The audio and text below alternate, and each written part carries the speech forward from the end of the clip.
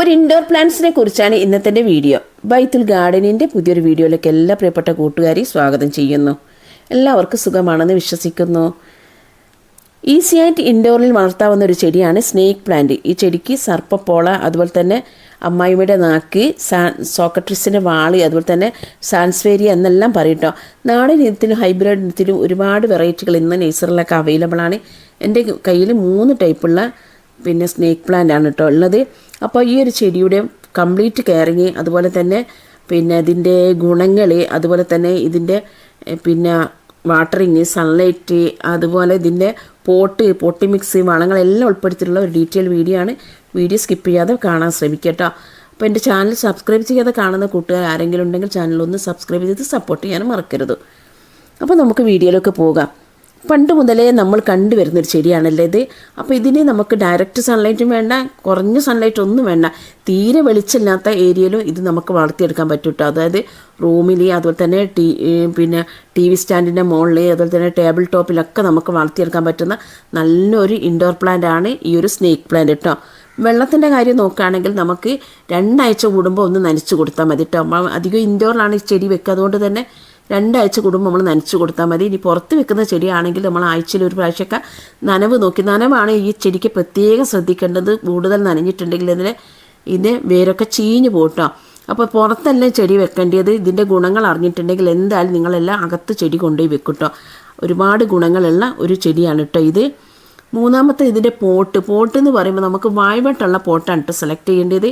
Height കുറഞ്ഞ വായ്വട്ടുള്ള പോട്ടാണ് നമുക്കിതിന് select ചെയ്യേണ്ടത്. കാരണം ഇതിന് ഒരുപാട് ബേബി പ്ലാന്റ് വരും കേട്ടോ. അതാണ് ഇതിൻ്റെ ഒരു പ്രത്യേകത. നമ്മുടെ ചട്ടി ഇങ്ങനെ തിക്കായിട്ട് വളരും കേട്ടോ, നല്ല ഭംഗിയാണ് കാണാൻ.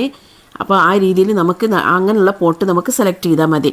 പിന്നുള്ളത് പറയാനുള്ളത്, നമ്മൾ പോട്ടി മിക്സ് എടുക്കുന്ന സമയത്ത് ചാണകപ്പൊടി, കൊക്കോപ്പിറ്റ, മണൽ, ഇത് 4 കൂടി കലർന്നിട്ടുള്ളൊരു പോട്ടി മിക്സ് നമ്മൾ നട്ട് കൊടുത്തിട്ടുണ്ടെങ്കിൽ നല്ല രീതിയിൽ ഈസി ആയിട്ട് ഈ ചെടി വളരും കേട്ടോ.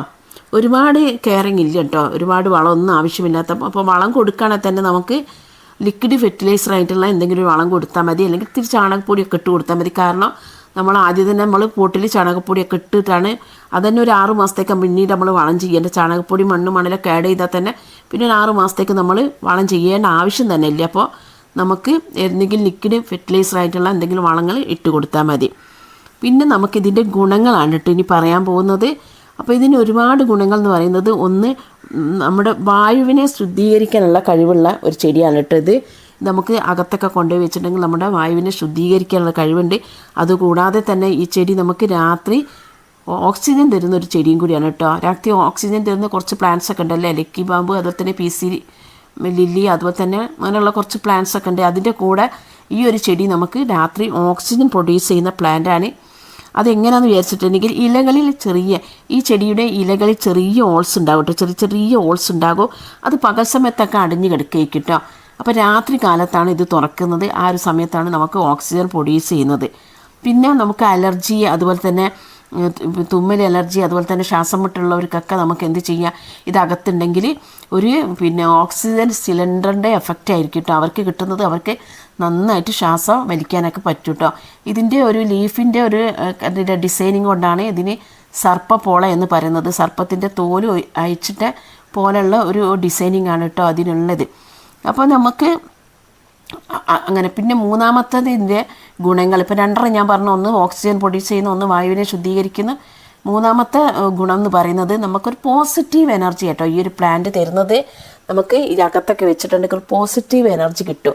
നല്ല അന്തരീക്ഷമാകുമ്പോൾ തന്നെ നമുക്ക് പോസിറ്റീവ് എനർജി കിട്ടുമല്ലോ. ഇതാണ് മൂന്നാമത്തെ ഗുണങ്ങൾ എന്ന് പറയുന്നത്. അപ്പോൾ ഈ ഒരു ചെടി നമ്മൾ എന്തായാലും പുറത്തല്ല വെക്കേണ്ടത് കേട്ടോ, പുറത്ത് വെക്കരുത്, നമ്മൾ അകത്താണ് ഈ ചെടി വെക്കേണ്ടത്.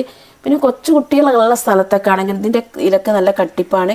കൊച്ചു കുട്ടികളുള്ള സ്ഥലത്താണെങ്കിൽ അവരിത് കടിച്ചിട്ടുണ്ടെങ്കിലൊക്കെ ചെറുതായിട്ടൊരു ചെറിയ തോതിലുള്ള വിഷാംശം ഉള്ള ചെടിയാണ്. അതുകൊണ്ട് തന്നെ ഇതിൻ്റെ ദോഷം എന്ന് പറയുന്നത് ചെറിയ കുട്ടികളൊന്നും ഇത് ഇലകളൊന്നും കടിക്കാതെ നമ്മൾ നോക്കുക.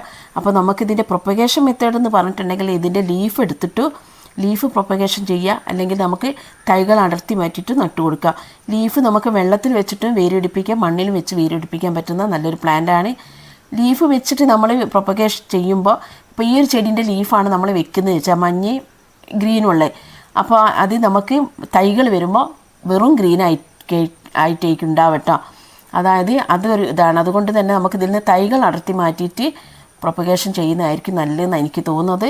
അല്ലെങ്കിൽ ചെയ്യട്ടെ, ഞാനിതിൻ്റെ മുന്നേ വെള്ളത്തിൽ പിന്നെ വേരിടിപ്പിച്ച വീഡിയോ ഒക്കെ ഞാൻ മുമ്പ് ചെയ്തിട്ടുണ്ട്. കാണാത്തവരൊക്കെ ഒന്ന് കാണട്ടോ. അപ്പോൾ എല്ലാവർക്കും ഈ ഒരു വീഡിയോ ഇഷ്ടപ്പെട്ടോ? നമുക്ക് പ്രത്യേകം ശ്രദ്ധിക്കേണ്ടത് ഇതിൻ്റെ സൺലൈറ്റാണ്, ഇതാണ് വാട്ടറിങ് ആണ്. ഒരുപാട് വെള്ളം കൊടുക്കണ്ട, നമുക്ക് ലിക്വിഡ് രൂപത്തിലുള്ള വളങ്ങളൊക്കെ കൊടുത്താൽ മതി. അപ്പോൾ എൻ്റെ പിന്നെ ഫേസ്ബുക്കിൽ എൻ്റെ വീഡിയോ കാണാമെങ്കിൽ ഒന്ന് ഫോളോ ചെയ്യാൻ മറക്കരുത് കേട്ടോ.